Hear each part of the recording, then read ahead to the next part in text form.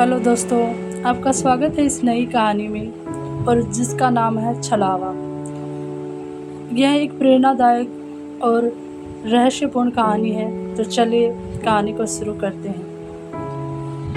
राजस्थान के एक छोटे से गांव कुंडलपुर में एक साधारण सा लड़का रहता था जिसका नाम था विवेक, जो गरीबी में पला बड़ा। उसके पिता एक मोची थे और माँ खेतों में मजदूरी करती थी। पर विवेक का सपना बहुत बड़ा था। उसे बड़ा आदमी बनना था, कुछ ऐसा कि लोग उसे वर्षों तक याद रखें। विवेक पढ़ाई में होशियार था, लेकिन संसाधनों की कमी उसके सपनों की राह में दीवार बन रही थी। गांव के मास्टर जी हरिशंकर उसकी लगन से प्रभावित थे। उन्होंने उसे पढ़ाने का जिम्मा लिया। हर रोज शाम को खेत से लौटने के बाद विवेक मास्टर जी के घर पढ़ने जाता और बाकी समय वह अपने पिता की दुकान पर बैठता। एक दिन उसने अपने पिता से कहा, बाबा, मैं बड़ा अफसर बनूंगा, आपकी मेहनत को मैं सलाम दिलाऊंगा। पिता हंसे और बोले, बेटा, सपना तो अच्छा है पर हकीकत उससे बड़ी है। विवेक ने ठान लिया, मैं हकीकत को बदल दूंगा। विवेक जब 10वीं और 12वीं में था तो उसने दोनों ही कक्षाओं में टॉप किया।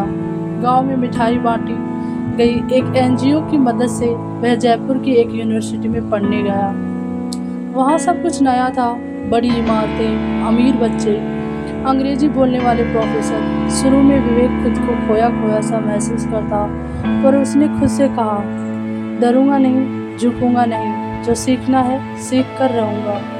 धीरे धीरे वह पढ़ाई में फिर अव्वल होने लगा, पर तभी उसकी जिंदगी में आया पहला बड़ा मोड़। विवेक की एक मित्र थी, जिया, एक तेज, स्मार्ट और महत्वाकांक्षी लड़की। दोनों साथ मिलकर एक स्टार्टअप आइडिया पर काम कर रहे थे, गांव के लिए डिजिटल लाइब्रेरी। पर एक दिन विवेक के ईमेल से सारी जानकारी गायब हो गई।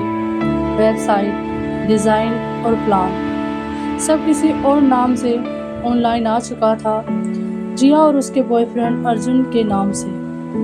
विवेक बहुत टूट गया। वह सोच भी नहीं सकता था कि जिससे वो दोस्ती और भरोसे का रिश्ता मानता था, वही उसकी मेहनत चुरा लेगी। वह अकेले बैठा था, तभी मास्टर जी की कही बात याद आई। बड़े सपने देखने वाले धोखों से नहीं डरते, उन्हें मात देते हैं। विवेक ने सिया और अर्जुन पर केस करने की सोची, लेकिन फिर रुक गया। अगर मैं लड़ने में समय गंवाऊंगा तो आगे कैसे बढ़ूंगा? उसने एक नया विचार जन्म दिया, ई शिक्षा रथ, एक मोबाइल वैन जो दूर दराज के गाँव में जाकर बच्चों को डिजिटल माध्यम से पढ़ाएगी। 1 साल की मेहनत, कुछ सोशल मीडिया प्रमोशन और यूट्यूब पर वीडियो डालने के बाद उसकी मेहनत रंग लाई। आईएएस अधिकारी सोनिया मिश्रा ने खुद ट्वीट कर कहा, उसका काम सराहनीय है। उसी साल उसे यंग इनोवेटर अवार्ड मिला। एक समारोह में उसे बुलाया गया जहां देश भर के युवाओं को सम्मानित किया जा रहा था। वहीं मंच पर उसे फिर एक जाना पहचाना चेहरा दिखा। वो था जिया का, जो अब एक कॉर्पोरेट कंपनी की ब्रांड एम्बेसडर थी। जिया उसे देखकर चौंक गई। एक छोटी सी मुस्कान और झुकी हुई नजरें, उसकी आंखों में पछतावा था। बाद में उसने विवेक से माफ़ी मांगी और कहा, मैंने लालच में तुम्हें खो दिया, पर तुम आज भी वैसे ही हो, सच्चे, मजबूत और ईमानदार। विवेक ने सिर्फ इतना कहा, तुमने मेरा सपना चुराया था, पर मैंने खुद से वादा नहीं तोड़ा। शायद इसलिए मैं आज यहाँ हूँ। कुछ वर्षों बाद विवेक ने एक एनजीओ की स्थापना की जिसका नाम था उड़ान, जो गाँव के बच्चों को तकनीकी शिक्षा और करियर गाइडेंस देता है।